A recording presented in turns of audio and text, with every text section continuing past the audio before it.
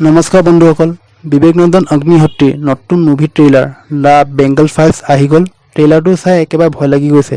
তেওঁৰ the Kashmir files চিনেমাখনে মই completely চাব নোৱাৰিলোঁ। ভিজুৱেলছবোৰ ইমানেই ভয়ানক আছিলে আৰু ষ্টৰিটো একেবাৰে ৰ আছিলে। বহুতে চিনেমাখনক প্ৰপাগেণ্ডা বুলি কৈছিলে, কিছুমানে আই অপেনিং বুলি কৈছিলে, আৰু এই চিনেমাখনৰ লগতো সেনেকুৱাই হ'ব লেখীয়া লাগিছে। দ্য বেংগল ফাইলছৰ ট্ৰেইলাৰৰ ষ্টাৰ্টিংটোৱে ইমান ইণ্টেন্স হৈছে ন, তোমালোকে গম পাই যাবা যে এই চিনেমাখন এখন সৰু সুৰা চিনেমা হ'বলৈ গৈ থকা নাই।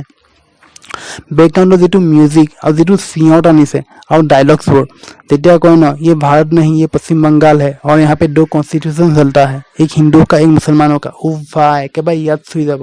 আৰু ভিজুৱেলছবোৰ পিয়'ৰ গুছবাম্পছ হয়, পিয়'ৰ গুছবাম্পছ। আৰু চবতকৈ ডাঙৰ কথাটো হ'ল এই ট্ৰেইলাৰটো চাই গম পোৱা গৈছে যে এই চিনেমাখনে পশ্চিম বংগালৰ পলিটিকেল আৰু ছ'চিয়েল ইছ্যুছবোৰ দাঙি ধৰিব। ট্ৰেইলাৰটো দেখি গম পোৱা গৈছে যে ইয়াত দেখুৱাব পশ্চিম বংগালৰ মানুহবোৰে কিমান দুখ কষ্ট সহ্য কৰিব লগা হ'ল, কিমান জেলিব লগা হ'ল।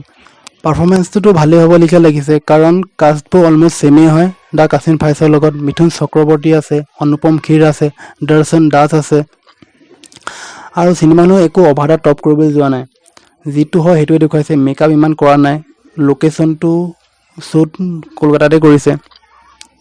আৰু ডাইলগছবোৰ শুনি তোমালোক একেবাৰে গাল লৰি যাব, ইমানে বঢ়িয়া ডাইলগছ লিখিছে।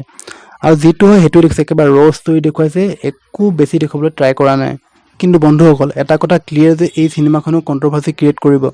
দ্য কাশ্মীৰ ফাইলছক যেনেকৈ বহুতে প্ৰপাগেণ্ডা বুলি কৈছিলে, বহুতে আই অপেনিং বুলি কৈছিলে, এই চিনেমাখনৰ লগতো সেনেকুৱাই হ'ব, কিন্তু নিউট্ৰেল কোনো নাথাকে। আৰু ট্ৰেইলাৰৰ কাম কি হয়, এক্সাইটমেণ্ট ক্ৰিয়েট কৰা, আৰু দ্য বেংগল ফাইলছে এই কামটো বহুত ধুনীয়াকৈ কৰিছে।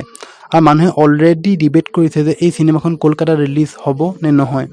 আৰু কিন্তু মোৰ ফালৰ পৰা এই চিনেমাখনক এটা থামছ আপ, আৰু ৰৈ আছোঁ মই এই চিনেমাখন কেতিয়া ৰিলিজ হয়। তোমালোকে যদি মোৰ ভিডিঅ'টো চাই ভাল পালা তেনেহ'লে এটা কমেণ্ট কৰি দিবা, আৰু এটা লাইক আৰু ছাবস্ক্ৰাইব কৰিবলৈ নাপাহৰিবা।